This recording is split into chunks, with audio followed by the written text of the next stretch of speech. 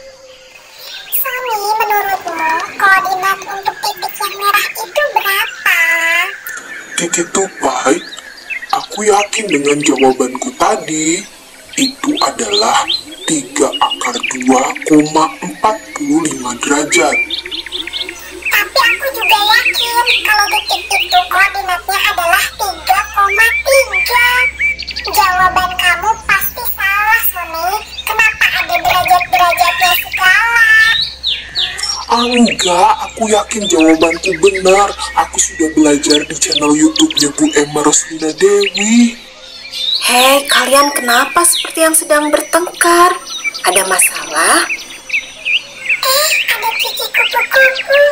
Iya nih, kami sedang berbeda pendapat. Kamu lihat kan titik merah di papan tulis itu? Kalau menurut aku, itu koordinatnya adalah 3,3. Tapi menurut Suni Sapi katanya 3 akar 2,45 derajat. Yang benar yang mana?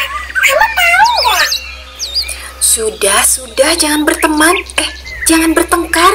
Mendingan kita tonton lagi channel YouTube-nya Bu Emma Roslina Dewi. Lalu kita cari tahu jawaban yang benarnya yang mana. Oke?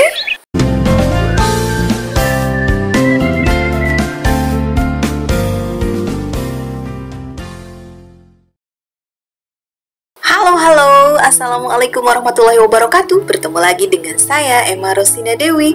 Kali ini kita akan belajar matematika ya teman-teman. Dan materi yang akan kita bahas adalah cara membaca koordinat titik. Betul sekali. Tapi tentu saja tidak hanya bagaimana cara membacanya, tapi nanti kita juga akan belajar bagaimana sih mengkonversi dari koordinat yang satu ke koordinat yang lain. Emang koordinat ada apa aja koordinat titik itu? Kita simak terus ya. Oke, nah teman-teman, pasti teman-teman udah tahu nih kalau bentuknya seperti ini. Ada sumbu X, ada sumbu Y, namanya betul sekali, ini adalah koordinat kartesius. Nah, saya punya sebuah titik merah di sini pada koordinat kartesius. Berarti teman-teman bisa menentukan dong koordinat untuk titik merah ini berapa?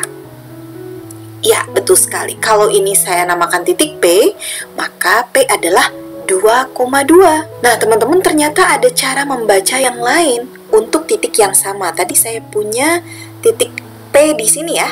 Titik yang ditandai oleh titik merah ini.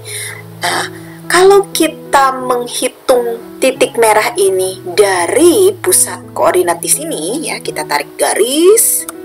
Nah, kemudian kita ukur, tadi satuannya masih sama ya, ke sini 2, ke atas 2. Kalau kita ukur dari titik pusat langsung menuju ke titik merah, itu ternyata panjangnya adalah 2 akar 2. Ini kita namakan R. Selanjutnya, apabila teman-teman mengukur besar sudut dari sumbu X ini ya, ke garis yang menghubungkan titik pusat koordinat ke titik yang kita tuju, itu adalah alfa. Nah, ternyata besarnya adalah 45 derajat. Untuk titik yang sama, tetapi cara mengidentifikasinya berbeda, bukan dari koordinat X dan koordinat Y lagi, tetapi berdasarkan elemen R dan sudut alfa, maka ini bisa kita tulis bahwa titik P yang tadi kita nyatakan dengan 2,2, itu juga bisa kita nyatakan dengan 2 akar 2,45 derajat. Nah, ini sama dengan yang tadi ya.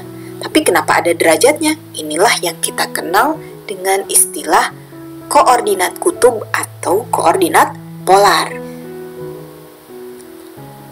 Mungkin ada pertanyaan, bisa nggak sih kita menentukan koordinat polar suatu titik kalau diketahui koordinat kartesiusnya? Jadi diketahui koordinat kartesius, tapi kita pengen menuliskannya dalam bentuk koordinat kutub, bisa nggak? Atau sebaliknya, kita tahu koordinat kutub tapi kita pengen menuliskan dalam koordinat kartesius, bisa tidak? Bisa sekali teman-teman. Bagaimana caranya? Kita simak lagi. Kita pelajari terlebih dahulu bagaimana konsep untuk mengonversi koordinat kartesius menjadi koordinat kutub atau polar ya. Nah, saya tampilkan lagi di sini ada sumbu X dan sumbu Y, berarti ini adalah koordinat kartesius dan sebuah titik di sini. Kalau kita membuat garis hayal sehingga terbentuklah sebuah segitiga siku-siku seperti ini, nah dari pusat koordinat, maka kita akan berikan nama ya. Untuk sisi mendatar ini adalah X, sisi yang tegak adalah Y, dan sisi miringnya adalah R. Nah, menurut teorema Pitagoras ini berlaku bahwa sisi miring kuadrat atau R kuadrat itu sama dengan X kuadrat ditambah Y kuadrat. Apabila kita ingin mencari R, maka tinggal mengakar kuadratkan saja sehingga diperoleh seperti ini. Sudut antara sumbu X dengan sisi miring ini besarnya kita namakan alfa. Kita ingat kembali bahwa tangen alfa adalah Y dibagi X. Dari sini kita bisa mengonversi titik yang merah ini ya, yang kalau pada koordinat Kartesius kita baca sebagai titik P2,2, maka apabila akan dikonversi menjadi koordinat kutub atau polar, kita lakukan langkah-langkah untuk mencari R dan mencari alfa sebagai berikut. R adalah akar dari X kuadrat tambah Y kuadrat. Berapa X-nya? Ini X-nya 2, Y-nya 2, tinggal kita ganti ya, menjadi 2 kuadrat tambah 2 kuadrat, itu adalah akar dari 4 tambah 4, yang tidak lain adalah akar 8, di mana akar 8 kalau kita sederhanakan menjadi 2 akar 2. Oke, selanjutnya kita akan mencari tangen alfa. Ya, karena kenapa yang dicari R dan alfa? Karena itu adalah elemen-elemen pada koordinat kutub. R-nya sudah ketemu, sekarang kita cari alfanya dari tangen alfa.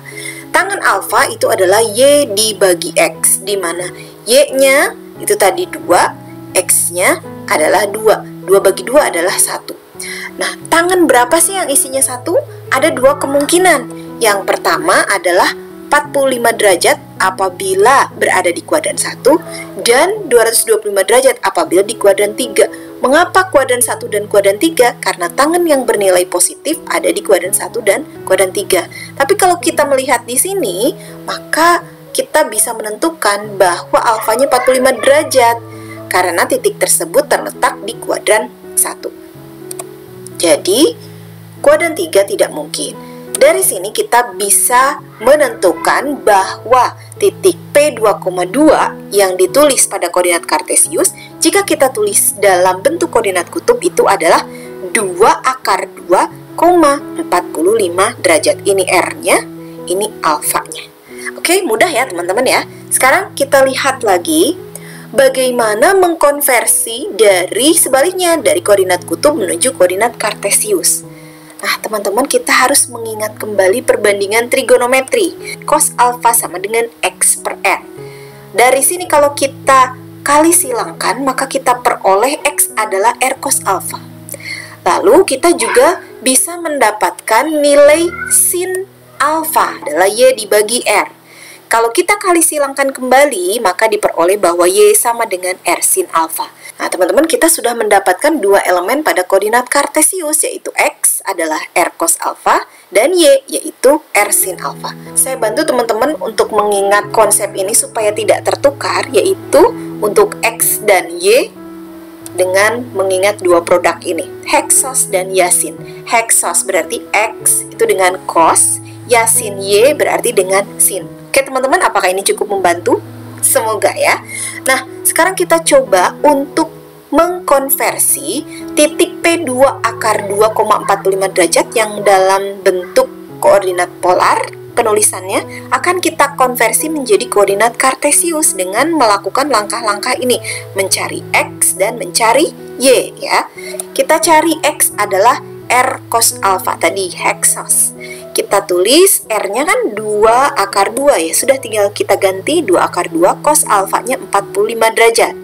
Cos 45 derajat adalah setengah akar 2, jadi X adalah 2 akar 2 kali setengah akar 2. Ada 2 dan setengah nih, 2 dan 2 ini saling menghabiskan ya, kita coret, tersisa ini akar 2 kalikan dengan akar 2, yaitu 2. Kita mendapatkan nilai X sama dengan 2. Bagaimana dengan Y? Kita coba lihat. Y yasin, Y sama dengan R sin alfa, R-nya 2 akar 2, sin 45 derajat. Kita tulis sin 45 derajat kan setengah akar 2 ya. Ini pun sama.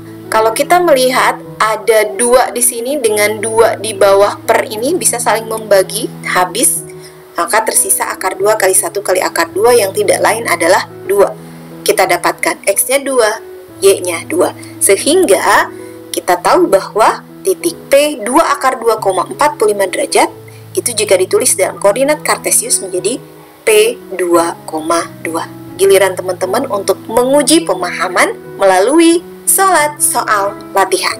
Dan ada satu soal bonus nih. Oke teman-teman, kita akhiri materi kita sampai di sini. Terima kasih sudah menyaksikan. Sampai ketemu lagi di video-video selanjutnya. Tetap di channel Emma Rusina Dewi. Saya undur pamit. Assalamualaikum warahmatullahi wabarakatuh.